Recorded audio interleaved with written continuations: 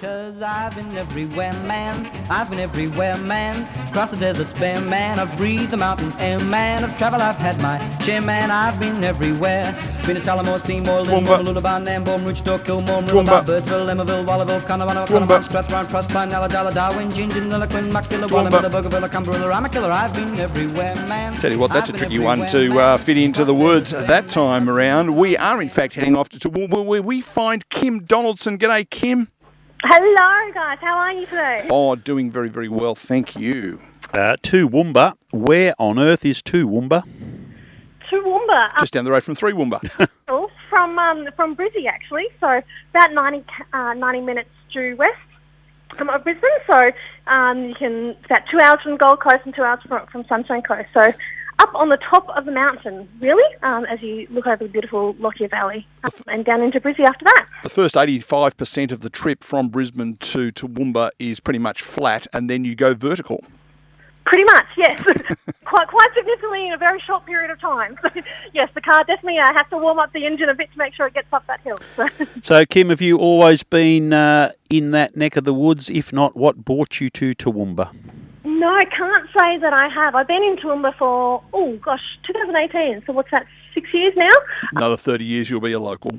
If I'm lucky. So, but no, I originally grew up in northern New South Wales on property out there near Gunnedah, Tamworth area, and then went via, as you kind of grow up and through university and things like that, went and did the Sydney thing, did a bit of overseas, went to Brizzy, so I've kind of spent probably got 6 to 8 years in Sydney and then another 6 to 8 years in Brizzy. And kind of as I had young kids, it then kind of became time to, you know what, I want a bit of a different pace of life. I want to get back to a bit more of that country feeling where you know your neighbours and things like that, and decided to make the trek up to Toowoomba instead. I'm not just saying this because I'm talking to you. Well, actually, I am. No, I'm not saying this. I think Toowoomba is a beautiful place, and I think where I've travelled a lot of regional Australia, as people will know. If you think about the 3 East Coast states, that is to say Victoria, New South Wales and Queensland, each of them has a Geelong equivalent. Obviously, Geelong in Victoria, Newcastle in New South Wales. Or Wollongong. Yeah, but Newcastle, the second biggest, you know what I mean, second biggest town. Now, I know Toowoomba's not the second biggest town because Townsville is, but it's that big regional centre not very far from the capital. Off the coast. Yeah. But yes, but as you say, like it is like a big country town feeling, but I think from memory the last count was like 185,000 in the area, so definitely growing. I remember visiting here with family when I was little, and I think it was not even half that size kind of thing. So grown quite exponentially in that time. But I sometimes have to go down to Brizzy for work, and it's really quick, 90 minutes. One of the easiest drives I have, much easier than commuting through Brisbane when I used to live down there. And yeah, love it up here. Yes, ever since that new road went in, bringing you up the mountain.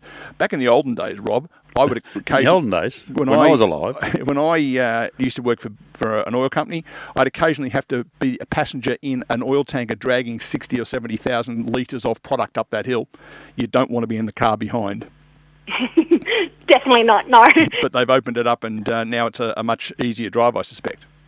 Yeah, absolutely. So, yeah, now we've got a couple of ways up and down the range now, so very handy in that aspect. So, but definitely need to warm up the car, come up the mountain, and not quite as many trucks when you're coming straight up from Wiscott now. Kim, this segment gets out into regional Australia. Of course, in the vast majority of cases, it's agriculture that is the vibrance of the town and the region you're in. I presume it's still the case up there, but outside of that, what other big industries are at the heart of the Toowoomba activity? Yeah, so probably quite a lot. So education is very big up here. I think there's about 95 education facilities alone, so universities, obviously lots of high schools and primary schools and childcare as well. We've got manufacturing, as well, so in advanced manufacturing. We've got construction, so the likes of, FKG and places like that. So obviously the airport and Wellcamp Business Park has quite a lot happening out there too. So we do actually have an international freight terminal. They come through, like Singapore Airlines and Cathay Pacific come through with their freight. So lots of stuff happening. A lot of that tapping into agriculture as well, particularly obviously with Wellcamp. But yeah, kind of A lot of stuff going on, lots of things to keep everyone busy, that's for sure. A lot of professional services. Health is a very big industry as well. It's our largest employer up here, and those associated healthcare fields. But yeah, from a business side of things, yeah, you name it, chances are it's probably up here. And I think the comparison with Geelong is also, everything you need is there. You don't have to go to Brisbane. You can survive very much as you are. In the same way, Geelong is the gateway, if you will, or the hub that supports the Western Districts in Victoria, then Toowoomba does the same for the Darling Downs, and arguably the Darling Downs is the most profitable and what's the word I'm looking for, Rob, that does really, really well in terms of agriculture. Prolific, that's the word I'm looking for. Agricultural centre. Absolutely. One of the largest food bowls in Australia, Darling Downs. So obviously have some amazing produce that comes from here, whether that be obviously more traditional cropping, through to things like poultry, through to horticulture, avocados and things like that. There's and we have some amazing beef and everything grown up here, on feedlots and things like that up here too. So definitely an agricultural hub, and definitely servicing the wider area. So yes, we have Darling Downs, but that stretches almost, you think right across to Strait Basin and beyond. So Roma, northern New South Wales, you'll get a lot of people out of Gundawindi or Moree or those kind of areas coming to Toowoomba for services, particularly kind of healthcare related services and things like that. So it's not just the Toowoomba area that the city services as well. And everyone that's got children of the age of mine, in their late 20s, early 30s, will know all about the bus that comes from Gundawindi. It would be the Boggabilla bus. And the wheels go round on the Boggabilla bus, according to the play school. Do they? Mm. I'll take your word for that one. Yeah, I thought you might have been generationally different.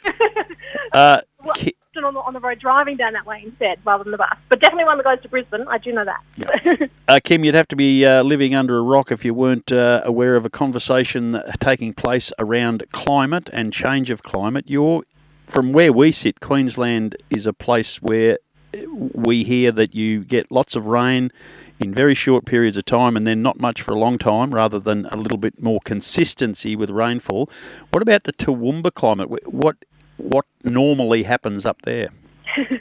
well, normally, I would say we're a bit milder, obviously, than Brisbane. Coming off that, the coast won't quite get the humidity, although this year I think seems to be the exception, where I think we're forecast for 34 degrees today, and I think the last couple of days have been close to kind of, 85-90% humidity. It's been very, very sticky. We're waiting for the storms to start coming through, which I think they're going to be later this week, those beautiful afternoon storms that come up the range and roll over. So normally you're looking our daily summer temperatures, probably around the 30 degrees, 28 degrees type thing, and then definitely a lot cooler during the winter time as well. Definitely enough to turn on the electric blanket and have a few extra layers on in the fire. Lots of fireplaces going in winter time as well. So best of both worlds, I think, up here. And it's probably consistent with us. The only thing that is probably different is the amount of rain you get in falls. Traditionally, when you get wet, you get really, really wet. Whereas down here, our rainfalls, we don't get really soaked like we used to. We might get 25 to 30 mil in one hit, but you sort of get hundreds and 200s in one hit up there, do you? Yeah, we definitely have had a few like that as well. So, yeah, a bit of a flash flooding type scenario. But, yeah, the downpour happens. We've obviously had 2011 and 2021 floods off the top of my head. So, yeah, definitely get a bit coming down. We've had a lot over January and December as well, so quite a wet summer. And, yeah, kind of when the rains do start, then definitely you often will find a couple of days worth of rain coming down.